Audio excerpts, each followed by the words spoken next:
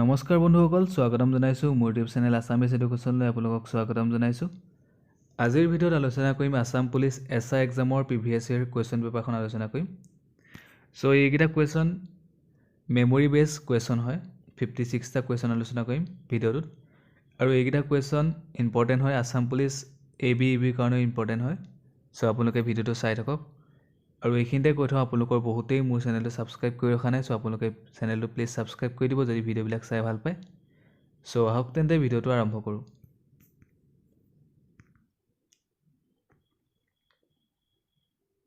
পাল বংশৰ প্ৰতিষ্ঠাপকজন কোন আছিল? পাল বংশৰ প্ৰতিষ্ঠাপক আছিলে ব্ৰহ্মপালা। ব্ৰহ্মপালা আছিলে পাল বংশৰ প্ৰতিষ্ঠাপক। কুৱেশ্যন নম্বৰ 2, মহাত্মা গান্ধী অসমলৈ কোন চনত অহা নাছিল? চ' অপশ্যনত দিয়া আছিলে, সেই অপশ্যনকেইটাৰ ভিতৰত উত্তৰটো হৈছে 1942। চ' অপশ্যনত দিয়াভাগেই দিছোঁ। কুৱেশ্যন নম্বৰ 3, প্ৰধানমন্ত্ৰী বয় বন্দনা আঁচনিৰ শেষ সীমা কোন চনলৈ বঢ়াই দিয়া হৈছে? প্ৰধানমন্ত্ৰী বয় বন্দনা আঁচনি শেষ সীমা টিল মাৰ্চ 2023। চ' মাৰ্চ মাহৰ 2023 চনৰ মাৰ্চ মাহলৈকে বঢ়াই দিয়া হৈছে। শেহতীয়াকৈ ইৰাণে উপস্থাপন কৰা মিলিটেৰী ছেটেলাইটটোৰ নাম কি? মিলিটেৰী ছেটেলাইটটোৰ নাম হৈছে নুৰ-1। কুৱেশ্যন নম্বৰ 5, কোনজন কবিক বিহগী কবি বুলি আখ্যা দিয়া হৈছে? তেওঁ হৈছে ৰঘুনাথ চৌধুৰী। ৰঘুনাথ চৌধুৰীক বিহগী কবি বুলি আখ্যা দিয়া হৈছে। কোচসকলৰ প্ৰথম ৰজা কোন আছিল? কোচসকলৰ প্ৰথম ৰজা আছিল বিশ্বসিংহ। লতাকটা ৰণ কোনজন আহোম ৰজাৰ দিনত সংঘটিত হৈছিল? লতাকটা ৰণ হৈছিলে ৰাজেশ্বৰ সিংহৰ দিনত হৈছিলে। ৰাজেশ্বৰ সিংহৰ দিনত লতাকটা ৰণ সংঘটিত হৈছিলে। শৰাইঘাটৰ ৰণ কোনজন আহোম ৰজাৰ দিনত সংঘটিত হৈছিল? শৰাইঘাটৰ ৰণ হৈছিলে উদয়াদিত্য সিংহৰ দিনত সংঘটিত হৈছিল। খাজুৰাহো মন্দিৰ কোনে নিৰ্মাণ কৰাইছিল? খাজুৰাহো মন্দিৰ নিৰ্মাণ কৰাইছিলে চন্দেলাই নিৰ্মাণ কৰাইছিলে। কুৱেশ্যন নম্বৰ 10, প্ৰাচীন অসমৰ বিষয়ে কোন লিপিত তথ্য পোৱা যায়? প্ৰাচীন অসমৰ বিষয়ে এলাহাবাদ লিপিত তথ্য পোৱা যায়। কুৱেশ্যন নম্বৰ 11 নম্বৰ কুৱেশ্যনটো আপোনালোকে কমেণ্ট কৰি জনাব। ভাৰতবৰ্ষৰ হীৰাৰ বিষয়ে কোনজন পৰ্যটকে লিখি গৈছে? চ' এইটো কুৱেশ্যনৰ এনচাৰ আপোনালোকে সকলোৱে যাতে কমেণ্ট কৰি জনায়। কুৱেশ্যন নম্বৰ 12, অশোকৰ লিপি কোনে প্ৰথম পাঠোদ্ধাৰ কৰিছিল? জেমছ প্ৰিন্সেপে অশোকৰ লিপি প্ৰথম পাঠোদ্ধাৰ কৰিছিল।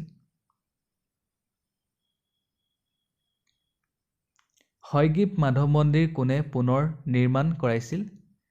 তেওঁ হৈছে ৰঘুদেৱা নাৰায়ণ ইন 1583 কৰাইছিলে। 1583 চনত পুনৰ নিৰ্মাণ কৰাইছিলে ৰঘুদেৱা নাৰায়ণে 1583 চনত 1583। বেজবৰুৱাদেৱক কোনে ৰসৰাজ উপাধি প্ৰদান কৰিছিল? বেজবৰুৱাদেৱক অসম সাহিত্য সভাই ৰসৰাজ উপাধি প্ৰদান কৰিছিল। বৰপেটা সত্ৰখন কোনে প্ৰতিষ্ঠা কৰিছিল? বৰপেটা সত্ৰখন প্ৰতিষ্ঠা কৰিছিলে মাধৱদেৱে। মাধৱদেৱে বৰপেটা সত্ৰ প্ৰতিষ্ঠা কৰিছিল। মোৱামৰীয়া সত্ৰখন কোনে প্ৰতিষ্ঠা কৰিছিল? মোৱামৰীয়া সত্ৰখন প্ৰতিষ্ঠা কৰিছিলে অনিৰুদ্ধদেৱে প্ৰতিষ্ঠা কৰিছিল।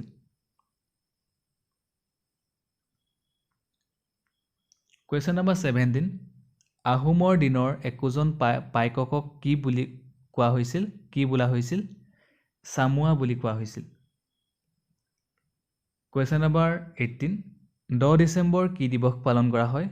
10 ডিচেম্বৰ পালন কৰা হয় হিউমেন ৰাইটছ ডে পালন কৰা হয়।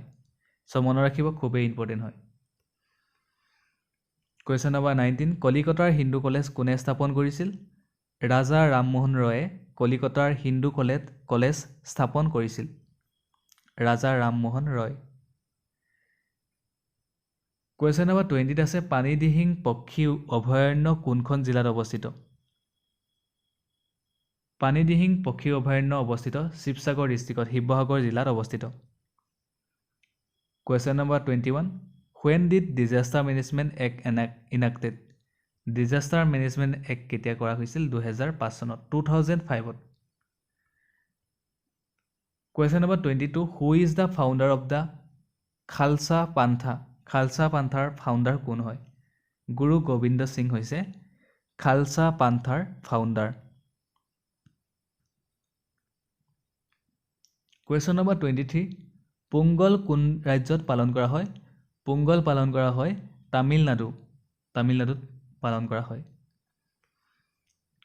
Question number 24 বাসু ডিমাছা কোনখন জিলাত পালন কৰা হয় অসমৰ ডিমা ট্ৰাইবে পালন কৰে বাসু ডিমাছা পালন কৰে ডিমা ট্ৰাইবে Question number 25 ৰ কোৱেশ্চনটো আপোনালোকে কমেন্ট কৰি জনাব দ্বিতীয় বিশ্বযুদ্ধৰ সময়ত কোন দুখন গ্ৰন্থ ৰচনা কৰা হৈছে দ্বিতীয় বিশ্বৰ যুদ্ধৰ সময়ত কোন দুখন গ্ৰন্থ ৰচনা কৰা হৈছে এই কোৱেশ্চনটোৰ এনসাৰ আপোনালোকে কমেন্ট কৰি জনাব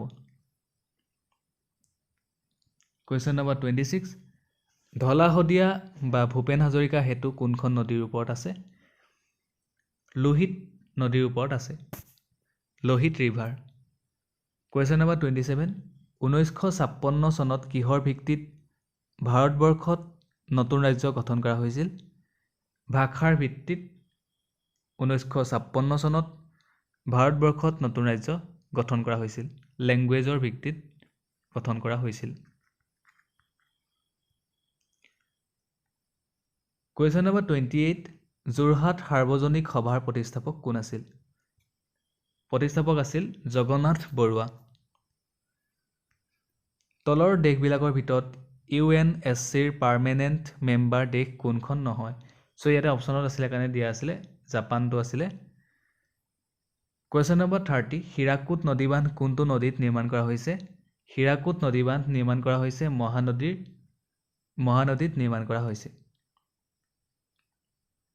Question number 31 নদীৰ বুৱতী দিশৰ পৰা তলৰ কোনটো নদী অমিল সো অমিলটো কৈছে গোদাবৰী কৃষ্ণা নৰ্মদা এতে নৰ্মদা দিয়া আছে ওয়েস্ট ফ্লোয়িং ৰিভাৰ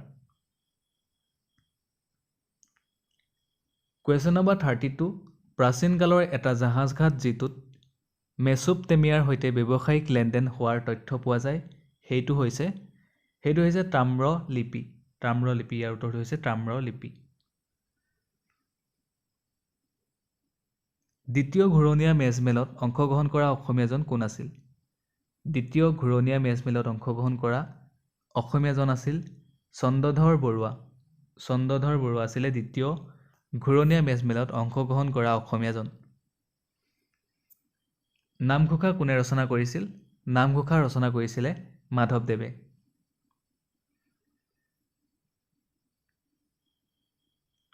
কনকলতা বৰুৱাৰ মৃত্যু কোনটো আন্দোলনৰ সময়ত হৈছিল কনকলতা বৰুৱাৰ মৃত্যু হৈছিল ভাৰত ত্যাগ আন্দোলনৰ সময়ত মাটিকালিৰ ফালৰ পৰা অসমৰ আটাইতকৈ সৰু ৰাষ্ট্ৰীয় উদ্যানখন কোনখন মাটিকালিৰ ভিতৰত অসমৰ আটাইতকৈ সৰু ৰাষ্ট্ৰীয় উদ্যানখন হৈছে ওৰাং ৰাষ্ট্ৰীয় উদ্যান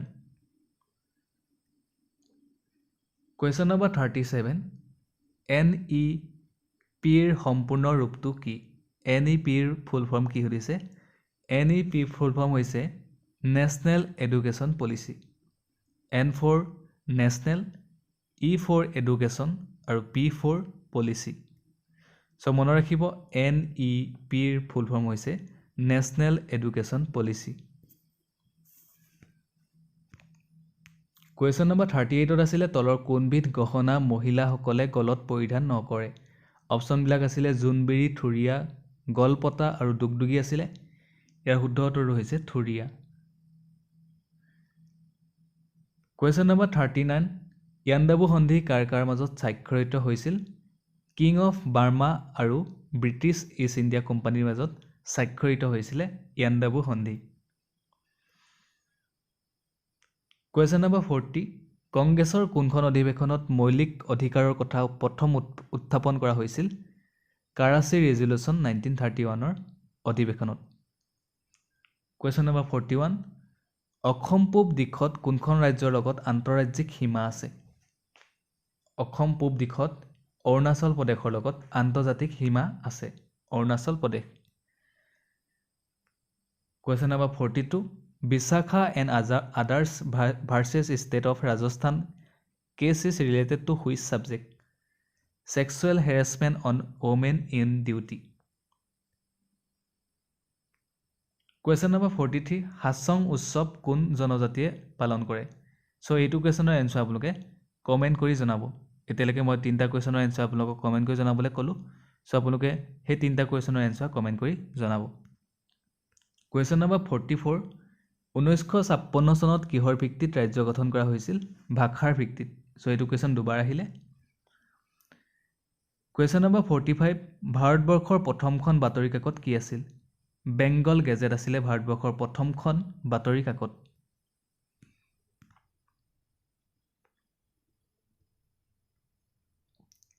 Question number 46 তলৰ কোনজন ভাৰতীয় আন্দোলনৰ সময়ত শহীদ হৈছিল সো ইয়াতে আসলে এমসিকিউ দিয়া আছিল এৰ উত্তৰটো হৈছে শুদ্ধটো হৈছে মদন বৰ্মন Question number 47 ত আছে বেলিমাৰ বুৰঞ্জী কোনে লিখিছে বেলিমাৰ বুৰঞ্জী লিখিছিলে শ্ৰীনাথ দুৱাৰাই বেলিমাৰ বুৰঞ্জী লিখিছে Question number 48 নাবাৰ্ডৰ মুখ্য কাৰ্যালয় ক'ত অৱস্থিত নাবাৰ্ডৰ NABARD সো আপোনালোকে কোৱেশ্যন বিলাক ধৰিব নোৱাৰিব পাৰে নাবাৰ্ডৰ মুখ্য কাৰ্যালয় ক'ত অৱস্থিত মুম্বাইত আছে নাবাৰ্ডৰ মুখ্য কাৰ্যালয় আছে মুম্বাই Question number 49 ত আছে ৰাজা ৰামমোহন ৰায়ক কোনজন মোগল সম্ৰাটে লণ্ডনলৈ পঠাইছিল ইয়াৰ শুদ্ধ উত্তৰটো হৈছে Bahadur Shah second Next question number 50 number World Competitive Indexত ভাৰতবৰ্ষৰ স্থান কিমান ভাৰতবৰ্ষৰ স্থান হৈছে 43 Question number 51 Omen University অসমৰ কোনখন ঠাইত অৱস্থিত উত্তৰ যোৰহাট আমাৰ যোৰহাট জিলাত আছে Omen University Question number 52 Dihing আৰু কোনখন নৈ লগ হৈ ব্ৰহ্মপুত্ৰ নদীত লগ হৈছে ইয়াৰ উত্তৰটো হৈছে লুইত Next question 53 অসমৰ কোন ঠাইত হুদুম পূজা পালন কৰা হয় অসমৰ ধুবুৰী জিলাত হুদুম পূজা পালন কৰা হয় Question number 54 History of Assam Rifle কিতাপখনৰ লেখক কোন লেখক হৈছে colonial LW শেক্সপিয়াৰ Question number 55 number কোৱেশ্যনটো আপোনালোকে কমেন্ট কৰি জনাব অসমৰ এখন উদ্যান সৰ্বানন্দ সোণোৱাল দেৱে কিছুদিন আগতে উদ্বোধন কৰিছে কোনখন জিলাত Question number 56 ত আছে 80 বছৰৰ তলৰ অসমৰ লিখক তথা সাহিত্যিকসকলক অসম চৰকাৰে কোনটো বঁটা প্ৰদান কৰে মুনিন বৰকটকী বিষ্ণুপ্ৰসাদ ৰাভা সো এইটো কোৱেশ্যনৰ এনসাৰ আপোনালোকে কমেন্ট কৰি জনাব ধন্যবাদ আজি ভিডিঅ'টো ইমানেই আছিল